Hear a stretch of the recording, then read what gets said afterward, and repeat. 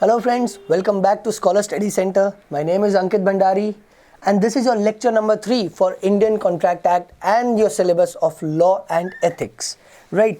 Last lecture में हमने discuss किया था कि CMA सिलेबस में हमारे पास क्या क्या कंटेंट कवर हो रहा है. राइट? उसमें हमारे पास 4 लॉज थे, namely Indian contract act 1872, Indian partnership act 1930, sale of goods act 1932 and negotiable instruments act 1881. ये 4 हमारे लिए थे 70 मार्क्स के. At the same time 30 marks cover हो रहे थे एथिक्स में. एथिक्स में हमारे पास एक चैप्टर था जो हमारे लिए 30 मार्क्स का था. राइट? लास्ट लेक्चर में हमने सारे एक्ट्स का बेसिक इंट्रोडक्शन समझा था. आज हम शुरू करेंगे हमारा first chapter, that is Indian contract act 1872. So friends, सही से देखिएगा.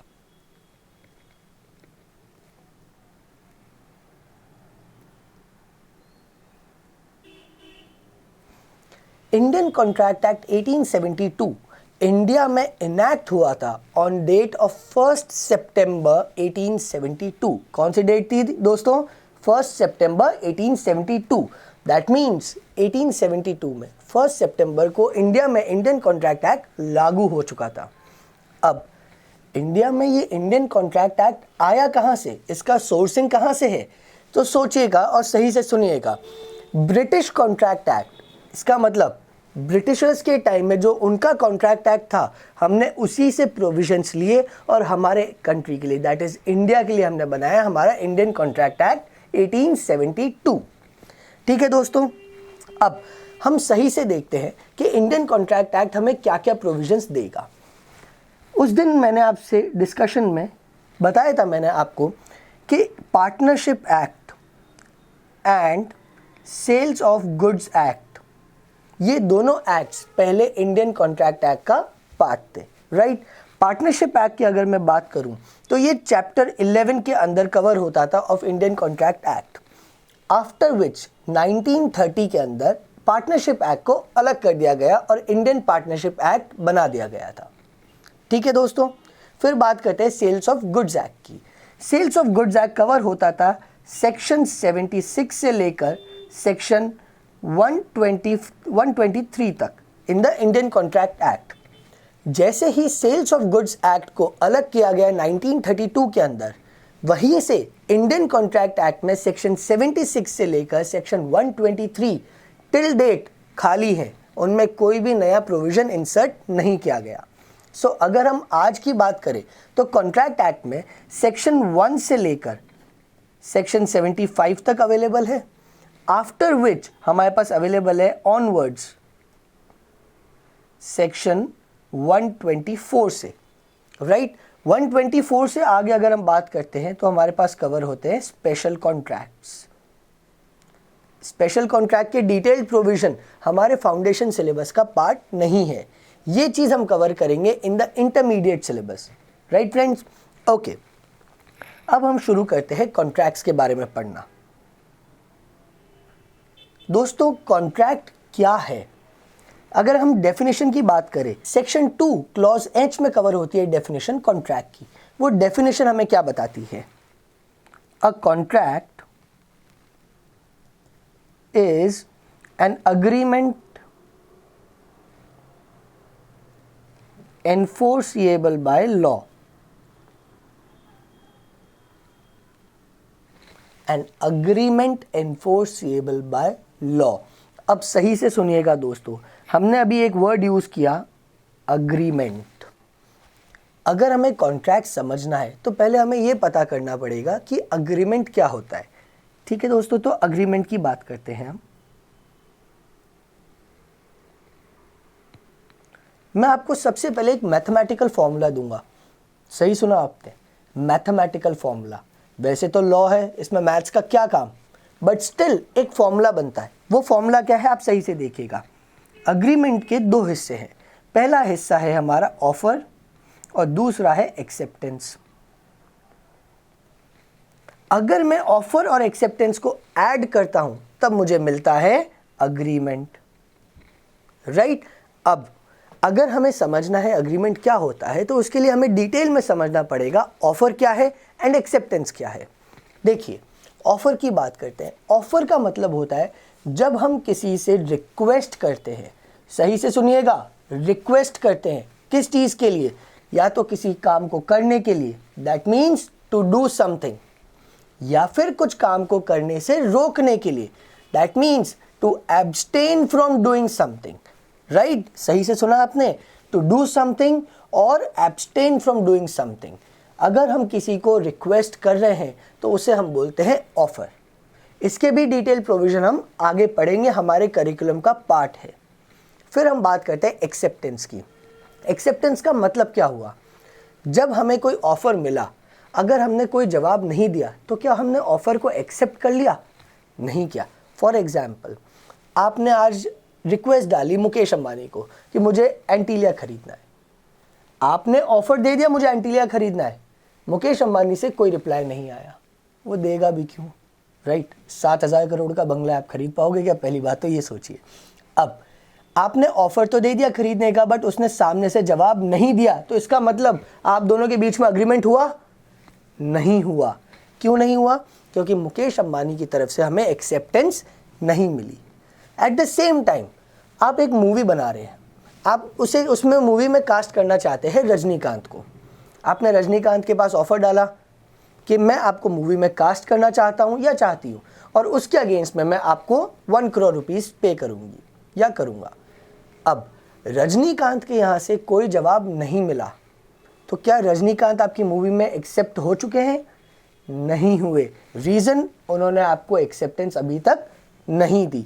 सो एक अग्रीमेंट बनाने के लिए जो हमने ऑफर दिया है, उस ऑफर को एक्सेप्ट करना is of importance, right? So offer plus acceptance मिलाकर हमारे पास क्या बनता है?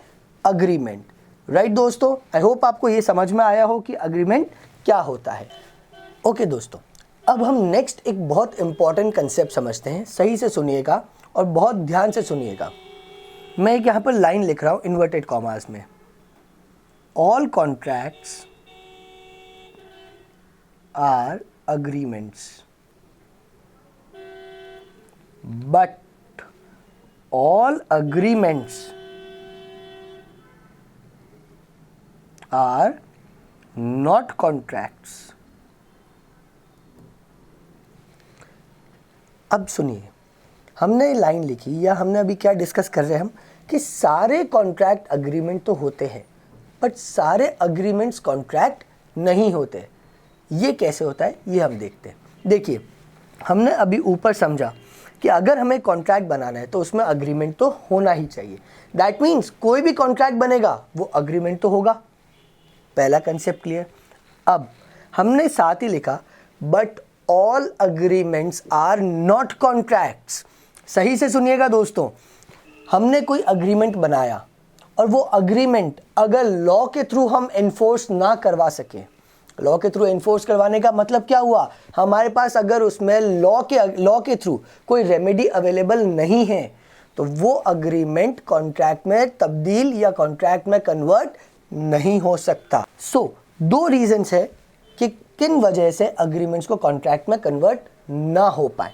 पहला रीजन है intention to create legal relation, and second reason है enforceability by law.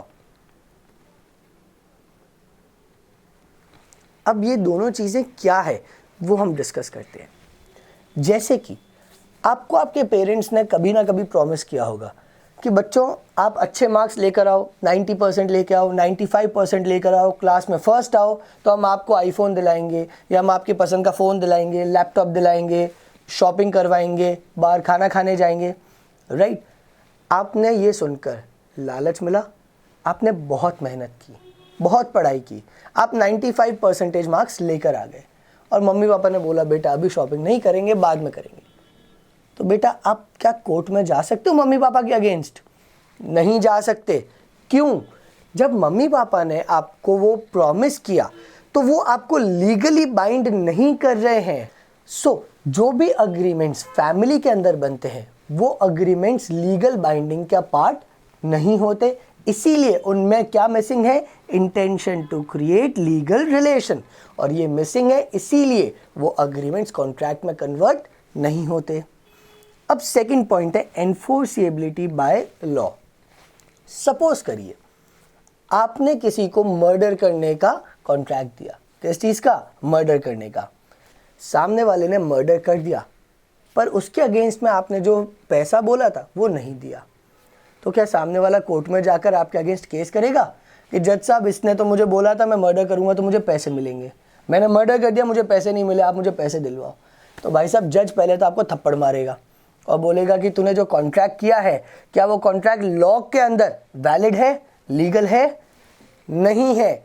So clearly समझिएगा, अगर वो कॉन्ट्रैक्ट लीगली वैलिड नहीं है, अगर वो अग्रीमेंट लीगली वैलिड नहीं है, तो हम उसको कॉन्ट्रैक्ट में कन्वर्ट नहीं कर सकते, राइट। सो ये दो पॉइंट्स आपको समझ में आए दोस्तों। ये दो रीजंस है जिनकी वजह से all agreements are not contracts, right friends.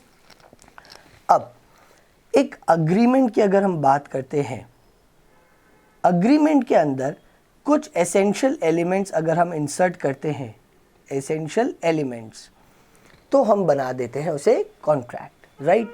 हम एसेंशियल एलिमेंट्स की बात करते हैं। एसेंशियल एलिमेंट्स होते क्या है? एसेंशियल एलिमेंट्स का मतलब हुआ ऐसी चीज़ें जो एक कॉन्ट्रैक्ट या अग्रीमेंट के अंदर होनी चाहिए, तभी वो अग्रीमेंट कॉन्ट्रैक्ट के अंदर तब्दील हो सकता है एंड हम उसको एक वैलिड कॉन्ट्रैक्ट बोल सकें। ठीक है दोस्तों, आज हम इस लेक्चर में कुछ पॉइंट्स डिस्कस करेंगे क्योंकि ये टॉपिक थोड़ा लेंदी है। सो नेक्स्ट लेक्चर के अंदर हम इसके रिमेनिंग पॉइंट्स भी डिस्कस करेंगे। हम स्टार्ट करते हैं पॉइंट्स ऑफ एसेंशियल एलिमेंट्स की। सबसे पहला पॉइंट, टू और मोर पार्टीज। मुझे एक बात बताइए, क्या आप खुद के साथ अग्रीमेंट कर सकते हैं? ऐसे कांच के सामने खड़े हो गए, बोला मैं आज खुद के साथ अग्रीमेंट करता हूं कि मैं ये करूंगा, उसके बदले मुझे ऐसा पैसा मिलेगा। Is that possible? नहीं पॉसिबल है। रीजन, एक अग्रीमेंट को वैलिड अग्रीमेंट बनाने के लिए कम से कम 2 लोग होने चाहिए। अब इस टर्मिनोलॉजी को सही से सुनिएगा, इसने क्या बोला? 2 और मोर पार्टी। दैट मीन्स इसने मिनिमम बता दिया 2 लोग होने चाहिए, बट क्या इसने मैक्सिमम बताया? नहीं बताया। दैट मीन्स मैक्सिमम इसमें n नंबर ऑफ पीपल हो सकते हैं। इसका बेस्ट एग्जाम्पल मैं आपको बताता हूँ दोस्तों। आपने एक मूवी देखी होगी ओ माई गॉड, परेश रावल की, राइट। उस मूवी के अंदर एक बहुत इंपॉर्टेंट चीज़ बताई गई 2 और मोर पार्टीज से रिलेटेड। परेश रावल ने जब केस शुरू किया तब उसने सिर्फ खुद की शॉप के लिए शुरू किया। जैसे जैसे लोगों को पता चला कि एक्ट ऑफ गॉड में इंश्योरेंस कंपनी के अगेंस्ट केस किया गया है, तब क्या हुआ? दूसरे लोगों ने भी आकर अपने केसेस डलवाए साथ में। अब जब इतने सारे मल्टीपल केसेस, सामने वाली पार्टी तो एक ही है, बट यहाँ पर करोड़ों लोग इन्वॉल्व हो गए, तो क्या वहाँ पे लिमिटेशन थी कोर्ट की तरफ से? नहीं, कोर्ट ने नहीं बोला कि आप इतने से ही लोग ला सकते हैं या इतने नंबर ऑफ पीपल आ सकते हैं। नहीं, जितने लोग चाहें एक अग्रीमेंट का पार्ट बन सकते हैं, राइट। सो पहला पॉइंट क्लियर है, 2 और मोर पार्टीज। सेकेंड पॉइंट दोस्तों बहुत इंटरेस्टिंग पॉइंट है, that is possibility of performance. आपकी कोई गर्लफ्रेंड या बॉयफ्रेंड है? आई गेस होंगे, आजकल सबके होते हैं। अब एक चीज़ बताइए, आपको किसी लड़के ने प्रपोज किया और उसने बोला तू मुझे हाँ बोल दे, मैं तेरे लिए चांद तारे तोड़ के ले आऊँगा। आपने उसे हाँ बोल दिया। अब क्या वो आपके लिए रोज़ जाएगा रॉकेट लेके ऊपर, चांद पे जाएगा, थोड़ा सा तोड़ कर नीचे लाएगा और आपको देगा? Is that possible for him? नहीं है पॉसिबल। अगर वो चीज़ पॉसिबल नहीं हो पाई और उसने फिर भी आपको बोल दिया, क्या आप उसके अगेंस्ट कोर्ट में जा सकते हो? क्या आप जज को जाके बोलोगे कि जज साहब इसने बोला था ये चांद तारे तोड़ के लाएगा, ये कुछ भी नहीं लाया? नहीं, वो चीज़ प्रैक्टिकली एप्लीकेबल नहीं है। सो एक कॉन्ट्रैक्ट को वैलिड कॉन्ट्रैक्ट बनाने के लिए उसमें जो टास्क दिया गया है या उसमें जो काम करने को कहा गया है, वो काम पॉसिबल होना चाहिए परफॉर्म करना, राइट। फॉर एग्जाम्पल, मैं आज किसी को प्रॉमिस करता हूँ कि मैं आपके लिए ये काम करूँगा, उसके बदले आप मुझे पुराने नोट दीजिएगा 500 के। पुराने नोट के मतलब डीमोनेटाइजेशन से पहले के। तो क्या ये कॉन्ट्रैक्ट पॉसिबल है? नहीं है पॉसिबल। क्यों? क्योंकि पुराने नोट ऑलरेडी बंद हो चुके हैं, वो एक वैलिड करेंसी का पार्ट नहीं है, राइट। सो सेकंड पॉइंट हमारे सामने क्लियर होता है, पॉसिबिलिटी ऑफ परफॉर्मेंस। इन सभी पॉइंट्स के दोस्तों डिटेल्ड प्रोविजंस आगे भी डिस्कस किए जाएंगे, राइट। थर्ड पॉइंट की अगर हम बात करते हैं, that is intention to create legal relation.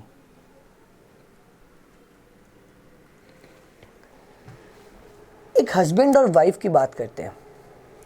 Husband ने प्रॉमिस किया वाइफ को कि मैं आपको बहुत लैविश ज़िंदगी दूंगा। अब वाइफ ने बोला ठीक है यार, हस्बैंड प्रॉमिस कर रहा है, चलो आज ही पार्लर चलते हैं। वाइफ पार्लर गई, वहाँ पर उसने मैनीक्योर, पेडिक्योर और क्या क्या चीज़ें, हेयर स्पा वगैरह सब करवा दिया। अब जब पैसे देने की बात आई तो हस्बैंड ने बोला मेरा मतलब ये नहीं था, लैविश का मतलब था मैं आपको खाना पीना अच्छा दिलवा दूंगा, ये सारी चीज़ें मैं आपको नहीं दे सकता। तो क्या वाइफ हस्बैंड के अगेंस्ट जाकर केस कर सकती है? नहीं कर सकती दोस्तों। रीज़न बीइंग, वहाँ पर हस्बैंड और वाइफ एक फैमिली का पार्ट है, और जैसे कि हमने पहले डिस्कस किया, एक फैमिली के अंदर किए गए प्रोमिसेस सिर्फ अग्रीमेंट है, उनकी एनफोर्सेबिलिटी बाय लॉ नहीं है, and eight the same time वहाँ पर कोई भी लीगल बाइंडिंग नहीं है। दैट मीन्स वहाँ पर कोई भी इंटेंशन प्रेजेंट नहीं है to bind themselves in a legal relation, right. अब नेक्स्ट पॉइंट आता है ऑफर प्लस एक्सेप्टेंस। ये पॉइंट हमने ऑलरेडी अभी डिस्कस किया। देखिए, अगर हम एक कॉन्ट्रैक्ट बना रहे हैं और उस कॉन्ट्रैक्ट को बनाने के लिए अग्रीमेंट होना चाहिए। अब जैसे हमने एक मैथमेटिकल फॉर्मूला पढ़ा था अभी, अग्रीमेंट के दो हिस्से हैं, पहला हिस्सा ऑफर और दूसरा हिस्सा एक्सेप्टेंस, राइट। सो ऑफर और एक्सेप्टेंस हमें क्या बताता है कि एक अग्रीमेंट बनाने के लिए किसी ना किसी एक पार्टी से एक ऑफर इनिशिएट होना चाहिए, एंड जिसको ऑफर दिया गया हो वो उस ऑफर को एज इट इज एक्सेप्ट करना चाहिए। अगर ऑफर प्लस एक्सेप्टेंस हो जाता है तभी हम उसे एक वैलिड अग्रीमेंट बोलेंगे, right. Next point, capacity to contract. अब ये मेरा पर्सनली फेवरेट पॉइंट है। क्यों है वो आगे आपको पता चलेगा। देखिए, कैपेसिटी टू कॉन्ट्रैक्ट क्या बोलता है, हम कॉन्ट्रैक्ट उन्हीं लोगों के साथ कर सकते हैं जिन लोगों को लॉ ने कॉन्ट्रैक्ट करने के काबिल कहा हो। अब आप बोलेंगे सर ऐसे कैसे लॉ कह सकता है कि हम काबिल नहीं है? तो दोस्तों सही से सुनिएगा, इंडिया में एक लीगल एज की बात करते हैं, आपको लाइसेंस कब मिलता है?